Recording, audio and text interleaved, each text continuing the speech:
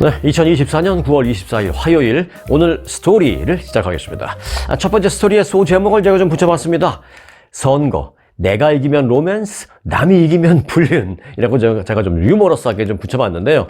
자, 11월 5일 열리는 대통령 선거의 그 공화당 후보인 트럼프 전 대통령의 선거 유세장에서 마가 구호 있죠? 왜 Make America Great Again, 마가 미국을 다시 위대하게 라는 그 구호가 가장 많이 나오죠, 물론. 근데 그 다음으로 가장 많이 나오는 구호들이 요즘 있습니다. 뭐냐면 도둑질을 막아라, Stop the Steal 이라는 구호와 트럼프가 이겼다라는 트럼프 won 이라는 그 문구가 요즘 굉장히 많이 나오고 있습니다. 이는 지난 2020년 대선에서 트럼프가 바이든에게 패배한 뒤에 결과에 불복하면서 이제 쓰기 시작한 그런 표현인데, 트럼프가 이겼지만 그 승리를 민주당이 훔쳐갔다라는 뜻을 담아서 이제 그때부터 쓰기 시작한 건데, 이제 없어졌다가 요즘 다시 나오고 있습니다. 트럼프 won, 트럼프가 이겼다. 그리고 선거를 도둑 맞았다라고, 그래서 이제 멈춰라, 도둑질을 멈춰라, stop stealing, 뭐 이런 게 이제 지금 나오고 있습니다. 올해 대선이 아직 그 40여일 정도 남았고요. 여론조사가 지금 뭐 어느 쪽으로 완전히 확실하게 기울지 않는 그런 초박빙 상황임에도 트럼프 지지자들은 부정투표, 부정개표 등을 암시하는 그런 구호를 벌써부터 내세우고 있습니다. 지난달 미네소타주 밀워키에서 열린 그 공화당 전당대회나 트럼프가 직접 작성하는 어떤 SNS의 글 등등을 봐도 지속적으로 이 표현이 지금 등장하고 있습니다. 최근 들어서 붙죠. 트럼프가 패배한다면 이는 부정선거 때문이다라는 어떤 그 프레임을 지지자 사이에 좀 구축하고 있는 그런 게 아닌가라는 생각도 들고 있는데요. 트럼프를 지지하는 시위대가 2020년 그 대선 결과에 불복해서 다음해 2021년 1월 6일이었죠. 워싱턴 DC의 그 연방의회 의사당에 난입한 사건, 민주주의에 대한 정면 공격이다 라면서 이제 뭐 사회적으로 큰 충격을 준 바 있는데, 경찰 당국이 그 시위대를 진압하는 과정에서 5명이 숨지고 100명 이상이 다친 그런 사건이죠, 이게.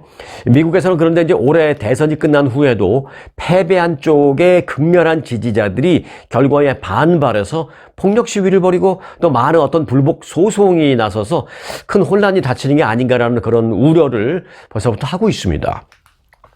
유권자들이 이제 막 사전 투표를 시작했습니다. 미국 내 이제 3개 주는 지금 사전 투표가 시작됐습니다. 엘라바마 주는 이제 우편 투표가 어제부터 발송되기 시작했고요. 그래서 민주, 공화 양당이 투표 자격이나 개표 절차 등을 놓고 벌써부터 이제 미 전역에서 아주 좀 지루한 그런 법적 공방을 벌이는 사례가 늘고 있습니다. 그래서 이런 어떤 불안감이 지금 서서히, 선거가 이제 뭐 한 달 조금 더 남았으니까 그런 불안감이 벌써부터 번지고 있습니다.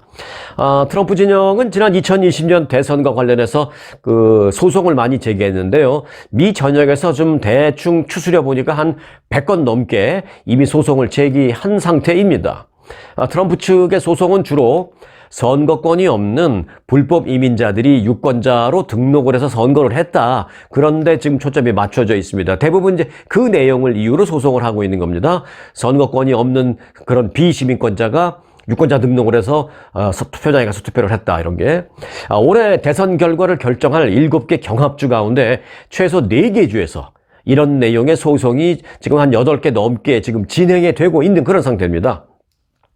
일단 소송이 파일이 됐으니까, 러스슛이 파일이 됐으니까 재판장에서는 일단 소송 진행 절차는 밟고는 있습니다. 추후에 뭐 결과가 어떻게 나올 건 나중 얘기를 하더라도. 근데 소송 진행되는 상황, 예를 들어서 공화당 대선 캠프는 지난달에만 경합주인 노스캐롤라이나 선거관리위원회를 상대로 비시민권자의 유권자 등록을 막아야 하는 의무를 수행하지 않았다라면서 그 주정부를 상대로 2차례나 고소했습니다. 노스캐롤라이나 주가 어떤 주예요? 대표적인 경합주 아니겠습니까? 대표적인 경합주를 집중적으로 그런 소송이 진행되고 있는 겁니다. 공화당 캠프 측은 우리의 소송은 비시민권자가 불법적으로 투표해서 미국민의 표를 위협하는 것을 막기 위한 것이다, 이렇게 설명하고 있습니다. 비시민권자의 실제 불법 이 투표 가능성이 그런데 있나? 라는 좀 의구심이 들잖아요. 뭐 불법, 뭐 합법 이런 걸 떠나서 그래도 21세기에 지금 미국인데 그게 가능한가? 이런 의구심을 생각해 볼 수 있죠. 특히 이제 우리가 미국이라는 나라나 이런 시스템 아무리 정치권에서 뭐 서로 공방전이 심하고 비방전이 심하고 한다 하더라도 이 미국이라는 그 시스템 자체에 대한 신뢰는 기본적으로 우리가 있잖아요. 그런데 그럼 미국에서 투표 자격이 없는 사람이 투표를 하게 되는 그런 게 실제로 있나? 라는 생각을 하게 되죠. 그런데요, 사실 전혀 없는 건 아닙니다. 그런 전혀 없지 않고 실제로 극소수지만 몇 건 있긴 있다. 이게 이제 불편한 사실입니다. 물론 그 숫자가 선거에 무슨 영향을 미칠 그런 정도는 물론 아닙니다. 뉴욕 대학이 지난 2016년 대통령 그때 선거 당시에 2,350만 표를 전수 조사를 했었는데요. 비시민권자의 표가 실제로 나왔습니다. 얼마나 나왔냐? 한 30표 정도 나왔습니다. 전체 투표지에 비하면 0.0001%인 30표가 나왔습니다. 그래도 나왔다는 건 저도 좀 실망스럽습니다.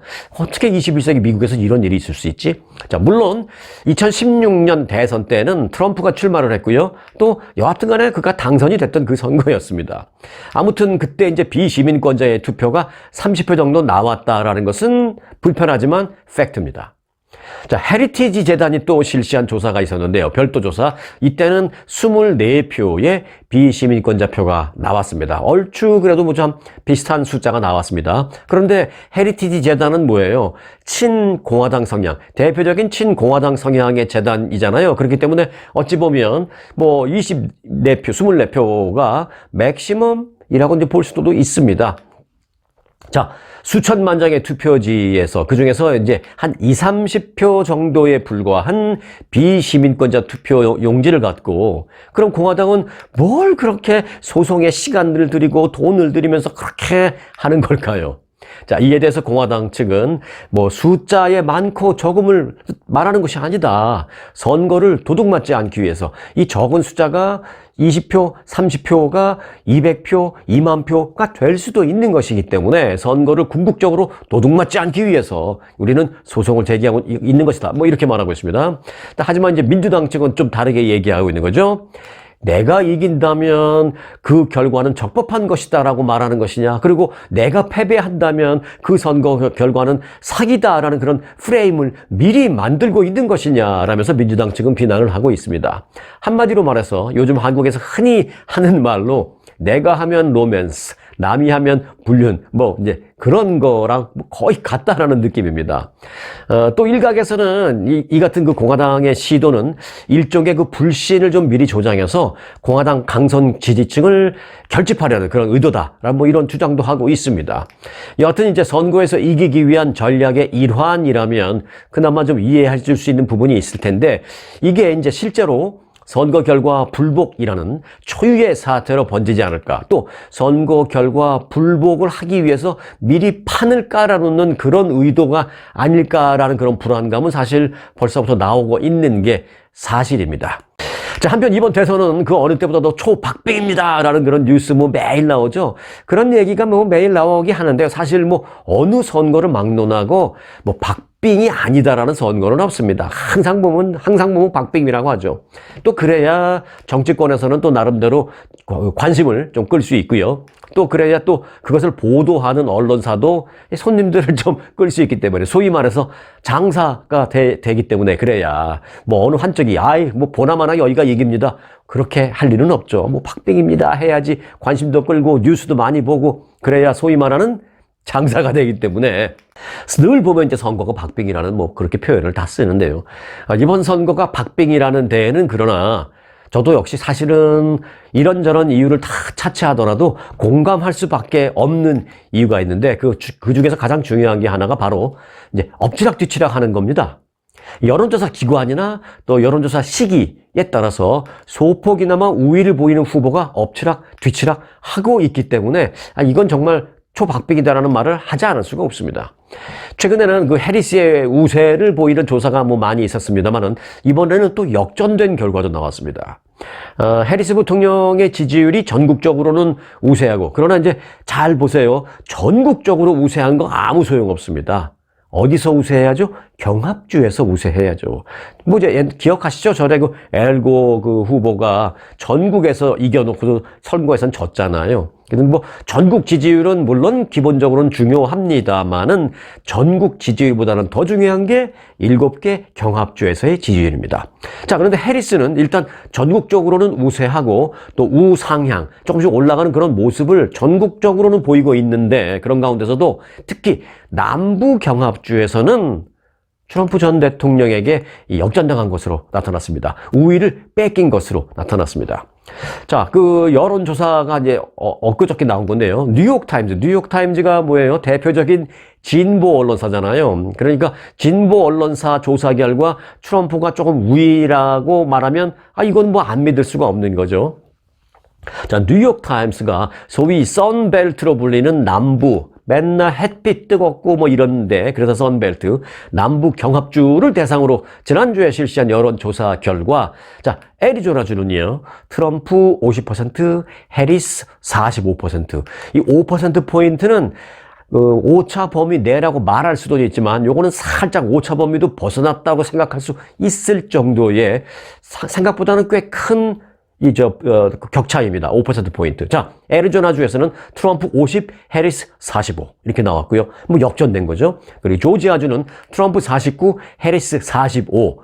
이것도 역전입니다. 그리고 노스캐롤라이나주는요, 트럼프 49, 해리스 47로 역시 트럼프가 우위로 나타나는 역전 현상이 나타났습니다. 특히 그 애리조나주의 경우에는 지난달에는 해리스 부통령 49, 트럼프 전 대통령 45였습니다만은 이번 달에는 완전히 역전. 그것도 상당히 뭐 2%, 3%가 아니라 상당히 생각보다는 크게 그렇게 역전이 됐다는 것입니다.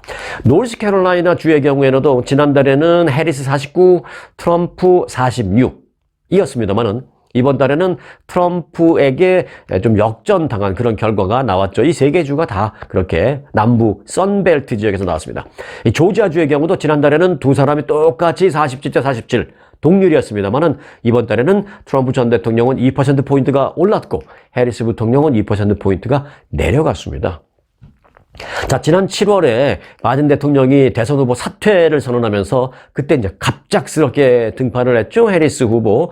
그때 이제 갑자기 등판하면서 그 상승 모멘텀을 한번 탔던 적이 있습니다. 그랬던 해리스 부통령의 지지율이 8월까지는 괜찮았는데 이번 달 9월 한 두째 주에 접어들면서부터는 소폭 하락하는 그런 모습을 보이고 있다.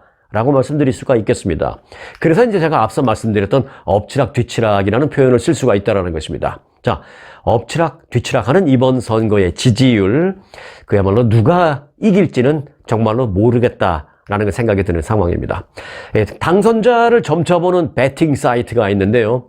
미국에서는 그동안 계속 불법이었습니다. 이게 합법이 아닙니다. 당연히 선거를 놓고 돈을 걸고 하는 것은 당연히 불법이죠. 다 그렇게 이해하시죠? 그런데요, 이게 올해부터 미국에서 합법화가 됐습니다. 100년 만에 처음 있는 일입니다, 이게. 그렇게 합법화가 됐는데, 올해. 사실 그래서 이제 배팅 사이트의 정확도, 요것도 좀 무시할 수가 없는 거거든요. 왜냐?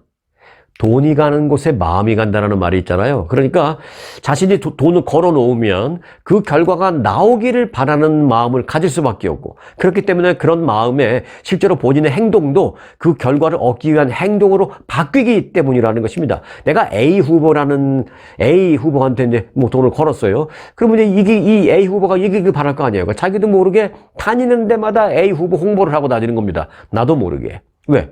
내 돈이 거기 가 있으니까. 그래서 이제 많은 사람들이 배팅한 후보, 그러니까 이제 어떤 A 후보에게 많은 사람들이 배팅했다. 그로 인해서 A 후보가 유리해질 수 있다라고 생각하는 거죠. 유리해서 배팅을 한 그런 면도 있겠습니다만은 배팅을 해서 유리하게 되는 그런 좀 희한한 논리도 있는 것입니다. 그래서 이제 미국에서 100년 만에 처음으로 합법화된 이 선거 배팅 사이트에 지금 누구에게 그러면 많이 몰리고 있느냐, 그 현황이 상당히 궁금합니다. 그 사람이 유리해서, 그 사람이 이길 것 같아서 많이 몰렸다라고 생각할 수도 있지만, 많이 몰림으로 인해서 그 사람에게 유리하게 될 수도 있기 때문입니다. 자, 그럼 그 배팅 사이트 폴리마켓이라고 아주 세계적으로 유명한 그런 사이트가 있거든요. 지금 거기서 지금 진행하고 있습니다. 이번 선거와 관련해서. 해리스냐? 트럼프냐? 하고 있습니다. 지금 진행 중인 결과, 중간 결과 어찌 보면 아직 이제 선거 운동이 끝난 게 아니니까. 자, 그 부분 아주 궁금한데요. 그 진행 중인 내용은 제가 내일 이 시간에 전해드리도록 하겠습니다. 자, 미국에 오기 전에 한국에서 이제 미국 영화 같은 걸 보면서 서부 지역의 해안, 특히 산타모니카 해안, 말리부 해안 이런 게, 그 중에서 이제 그 말리부를 배경으로 한 영화를 보면서 미국에 대한 동경심도 갖게 되고 또 멋진 상상도 해보고 그랬던 어린 시절의 기억이 있는데요. 그 말리부에서 요즘 잦은 지진이 나서 심상치가 않습니다. 이 말리부 지역에 규모 3.0 이상의 지진이 잇따라 발생했습니다. 가장 최근은요, 지난 21일 오후 2시 말리부에서 북동쪽으로 3.5마일 밖에 떨어지지 않는 곳을 진앙지로 하는 규모 3.1의 지진이 발생했습니다. 그런데 이제 이게 문제가 아닙니다. 물론 피해 보고는 없습니다. 다행히. 근데 이제 3.1도 이게 문제가 아니고요. 시간을 좀 뒤로 돌려보면요. 지난 12일부터 이게 시작이 됩니다. 지난 12일에 말리부 인근에서 규모 4.7의 비교적 큰 지진이 발생한 바 있습니다.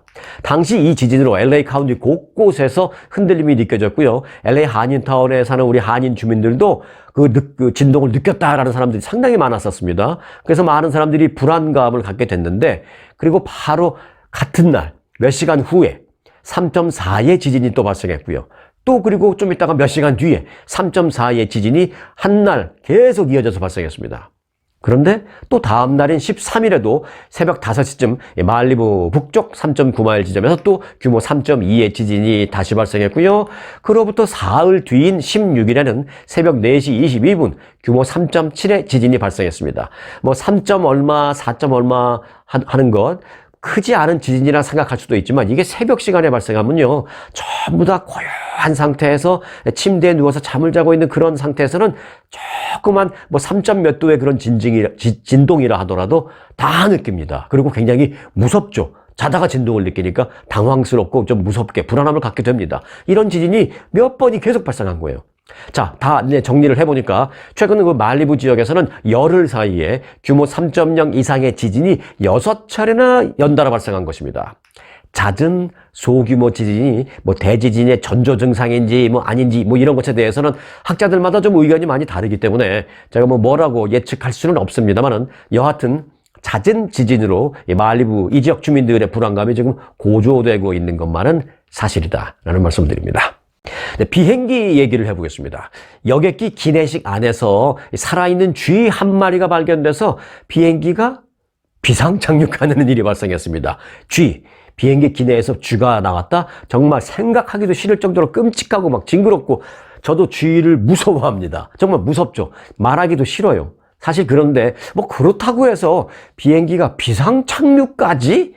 승무원들이 좀 미안한 얘기지만, 승무원들이 거기 보면 남자 승무원들도 있고, 사무장 같은 경우에는 건장한 남자 승무원도 있고, 그러니까 좀 잡으면 될 걸, 그것 때문에, 쥐 한 마리 때문에 비행기가 비상 착륙까지 생각할 수 있잖아요. 그런데 그래야 됩니다. 자, 스칸디나비아 항공은 스칸디나비아 항공편의 승객의 그 기내식에서 어떻게 잘못된 거죠. 쥐 한 마리가 나와서 깜짝 놀라서 이제 온 승객들이 놀래고, 특히 승무원들이 누구보다 놀랬겠죠. 그 쥐 한 마리가 발견됐다라는 것 때문에 그 절차에 따라, 매뉴얼에 따라서 비상 착륙했다라고 밝혔습니다. 이 항공편은 노르웨이에서 스페인으로 가던 중에 덴마크에 비상 착륙했습니다. 항공사는 이제 일반적으로 비행기 객실에 쥐가 발견되면 이를 비상 상황으로 간주합니다. 제가 이제 이 내용을 전해드리는 이유는, 기내에서 쥐가 나왔습니다라는 정말 더럽고 끔찍하고 말하기도 싫은, 또 듣기도 싫은 이 내용, 그걸 전해드리려고 하는 게 아니라, 한 가지 좀 알아둘 사항이 있다는 것이죠. 쥐가 나오면 매뉴얼상 비상 상황으로 간주해서 비상 착륙하는 게 그 항공사의 매뉴얼이다라는 그 얘기를 해드리려고 합니다. 왜냐하면 이유가 있습니다. 나름대로.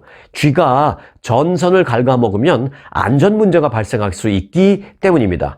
잡았다면 모를까, 잡지 못하고 도망다니면서 어디로 갔는지 모른다. 근데 이게 밑으로 내려갔어요? 화물칸 있는 데로 갔어요? 화물칸 있는 데서 뒤로 가다가 어디 날개 있는 데를 가서 전선을 갉아먹고 어쩌고 하다 보면 이게 정말 돌이킬 수 없는 비상 상황이 발생하기 때문에, 쥐 한 마리가 나왔다라는 그 자체만으로 그 여객기는 매뉴얼대로 비상 착륙을 해야 된다는 것입니다. 저도 이번에 처음 알았습니다. 쥐가 이 교통수단의 운행을 방해한 사례는 실제로 많이 있다고 합니다. 최근에도 있었습니다. 이달이었습니다. 지난 14일 영국 남부의 한 기차 노선에서, 이건 뭐 비행기는 아닙니다만은 한 기차 노선에서 다람쥐 2마리가 기차에 올라탔습니다. 그래서 그 기차가 비상 운행 중단이 되었습니다. 다람쥐가 또 어디 가서 뭘 갉아먹을지 모르니까. 자, 그리고 지난 2017년 영국의 히드로 공항에서는요, 샌프란시스코로 가는 그 영국 항공 그 여객기 기내에서 역시 또 이제 쥐가 발견돼서 이륙을 하려다가 갑자기 급선회해서 이륙하지 못하고 4시간 지연 끝에 결국은 그 비행기에서 손님들 다 내리고 다른 대체 항공기로 출발하는 그런 일이 있었다라는 것입니다. 그래서 비행기나 기차 이런 대중교통에서 이 쥐나 다람쥐 이런 걸 이제 뭐 한국말로 설치류라고 하잖아요. 이제 설치류라고 하면은 사실은 좀 징그러운 느낌이 덜한데, 설치류라고 하면 또 미국에 오래 사신 분들은 그게 뭐지라고 잘 이해가 안 되실 수도 있어서 제가 조금 징그러워도 그냥 설치류라는 부드러운 용어를 하지 않고 그냥 쥐라고 그냥 직설적으로 말씀드렸는데 양해해 주시기 바라겠고요. 이제 뭐 쥐, 다람쥐 뭐 이런 것들을 이제 한국에서는 설치류라고 합니다. 그래서 이제 그런 설치류가 비행기나 뭐 기차나 이런 것에 얼마나 위협적이 될 수 있는지를 말씀드리기 위해서 이제 이 소식을 전해드렸습니다. 최근에 화제가 되고 있는 신생 저가 항공사, 이제 비행기 얘기 드린 김에 한 그 비행기 소식 하나 더 전해드리려고요. 최근에요, 신생 저가 항공사 하나가 지금 화제가 되고 있고 관심을 많이 끌고 있는 저가 항공사, 로우 코스트 에어라인이 있습니다. 이제 그 항공사의 이름은 집에어입니다. 집에어. ZIP, 집 에어라인인데, 그 집 에어라인이 일본을 거쳐서 한국에 갈 경우에 일반적인 항공료 절반 또는 그 이하, 3분의 1 정도로 한국을 갔다 올 수 있는 것으로 나타났습니다. 자, 그럼 한번 예를 들어 볼까요? 다음 달 출발하는 기준으로 제가 한번 따져봤더니 그 집 에어라인의 항공편 LA에서, 예를 들면 이제 LA, 다른 것도 있습니다만은 LA에서 일단 일본 나리타까지 갑니다. 그 LA에서 일본 나리타까지의 왕복 항공권이 얼마냐면 395달러입니다. 400달러가 안 됩니다. 뭐 대충 한 뭐 400달러로 봐도 뭐 그렇습니다.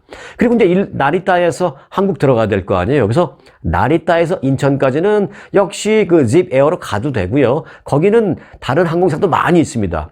한국 뭐 항공사도 많습니다. 대한항공, 아시아나 뭐 그리고 한국의 저가 항공사 많은데 그 중에 제일 싼 거 아무거나 타고 가면 되는 거 아니에요. 자, LA에서 나리타까지 395달러. 나리타에서 인천공항까지 가는 게 보니까 제주항공이 있는데 제주항공이 제일 싸더라고요. 그게 141달러밖에 안 됩니다, 왕복이. 그러면 LA에서 일본 나리타까지는 집에어로 395달러, 나리타에서 인천까지는 제주항공으로 141달러 하면 도합 536달러로 LA에서 인천 왕복이 가능한 것으로 밝혀진 겁니다.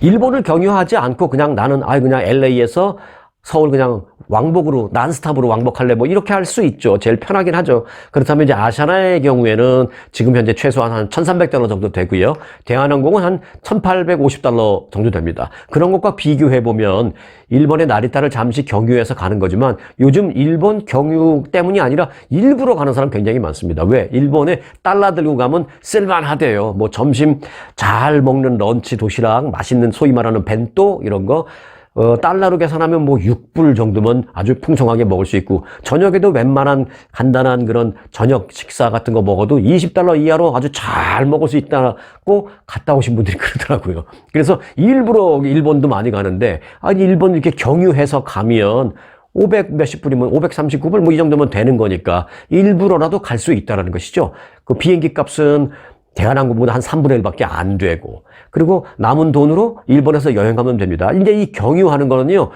내려서 나리타에 내려서 바로 뭐 한두 시간 있다가 바로 가는 것 안 해도 됩니다. 뭐 2박 3일, 3박 4일 후에 떠나는 거 가도 됩니다. 그러니까 그렇게 여행을 할 수 있다라는 걸 생각하면 뭐 얼마든지 더 싸게 그리고 더 재미있게 갔다 올 수 있는 것이죠.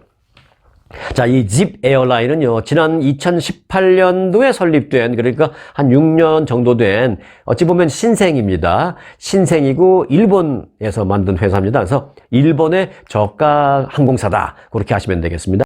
자, 대박 절약 찬스를 말씀드렸는데 이번에는 대박 절약이 아니고요. 전기료 폭탄 소식을 전해드리겠습니다. 최근 뭐 다른 주도 마찬가지입니다. 근데 특별히 이제 캘리포니아가 요즘 이게 좀 문제예요. 캘리포니아를 강타했던 그 폭염 이후에 한인들이 그 전기료 폭탄을 맞고 있습니다.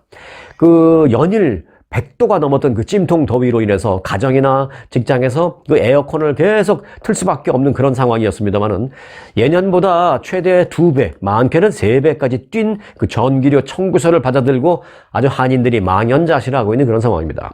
글렌데일에 거주하는 한인 김모 씨는 최근 글렌데일 그 수도전력국에서 온 청구서를 보고 정말 놀라지 않을 수가 없었다라고 말하고 있습니다.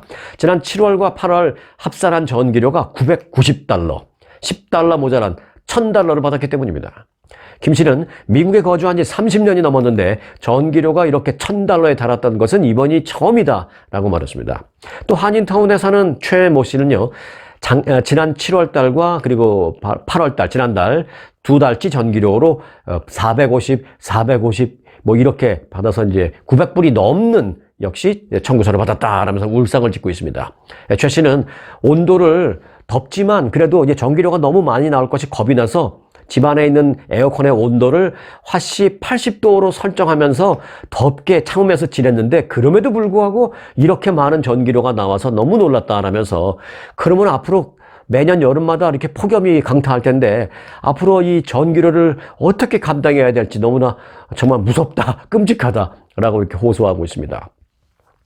전기료가 대폭 상승한 이유는 이 기후 변화로 인해서 기온이 계속 올라가면서 에어컨 등 전기 사용료가 폭증했기 때문이 이게 이제 첫 번째 원인입니다. 왜냐하면 이제 그 전기료 요금이 이제 가중되는 그런 게 있습니다. 많이 쓰는 시간대에 또 비싸고 또 많이 쓴 사람일수록 더 가중치가 붙어서 점점 더 비싸지고 이러는 겁니다. 근데 뭐 더우니까 에어컨 틀지 않을 수가 없죠. 그러니까 작년보다 올해 많이 쓰고 많이 쓰니까 더 비싼 요금이 책정되고 양도 사용한 양도 많고 또 그 사용한 양이 많기 때문에 책정된 부과된 시간당 어떤 그 요금도 비싸지고 그러니까 정부 점점 가중치가 부과되는 것입니다.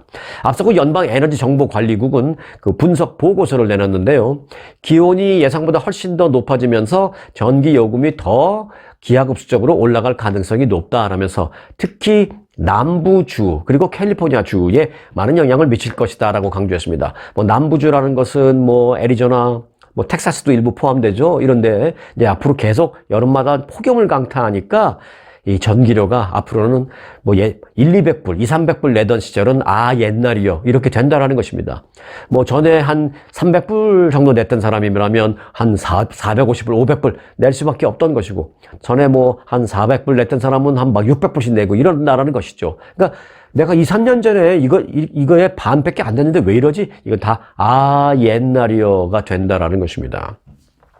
특히 전기 회사들이 그 킬로와트당 사용료 등 이 전기세 가격 체계를 지속적으로 올리고 있기 때문에 지난해와 같은 그 전력을 똑같이 사용했다 하더라도 올해 받는 청구서는 지난해보다 훨씬 더 높을 것이다 라는 분석입니다.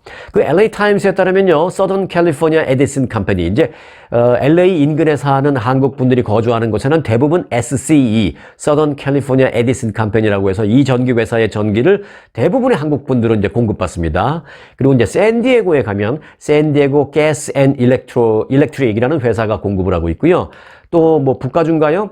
Pacific Gas and Electric이라는 거, PG&E라는 회사에 전기를 공급받는 분들이 많습니다. 한국 분들도 마찬가지. 이게 이제 캘리포니아 3대 전기 회사인데요. 이 3대 전기 회사의 요금은 지난 10년간 무려 110%나 상승한 것으로 분석됐습니다. 그러니까 당연히 비싼 걸 낼 수밖에 없죠. 아마 내년은 조금 더 비싸질 수도 있을 것이다 라는 그런 얘기가 나오고 있습니다. 자, 이제 마지막 소식을 전해드릴 텐데요. 제가 제목을 이렇게 살짝 붙여봤습니다. 사라지는 한국의 가을이라는 제목입니다. 자, 지금 뭐 9월 말이니까 계절상, 절기상 보면 당연히 가을이죠. 자, 한국은 그런데 올 겨울에 10월 한 11월부터 겨울로 보나요? 여하튼 10월 말 11월 초 이럴 때 올 겨울 영하 섭씨 18도 이하의 거의 20도에 달하는 매서운 한파가 찾아올 것이다 라는 기상학자의 분석이 나왔습니다.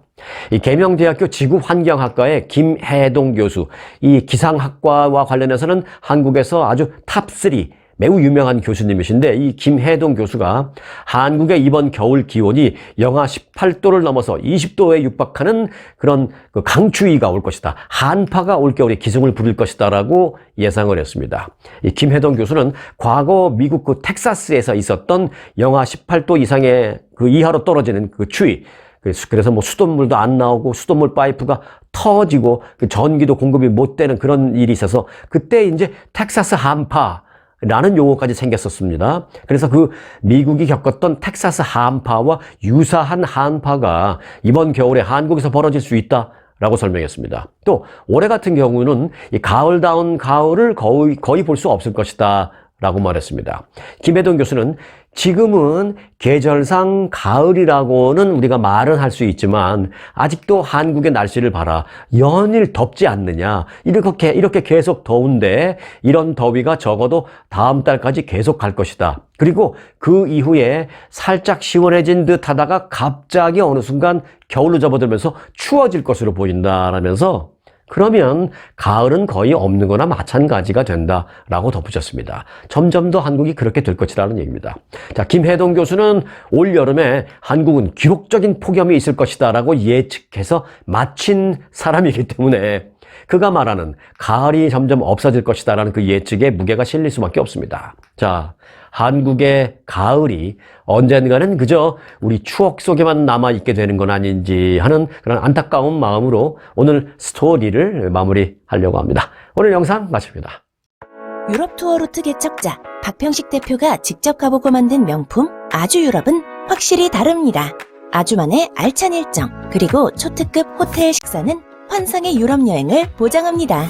영국, 프랑스, 스위스, 이태리, 바티칸의 서유럽 5개국 11일 일정과 유럽 여행의 진수, 바이킹의 후예를 만나는 북유럽 4개국도 아주만이 특별합니다.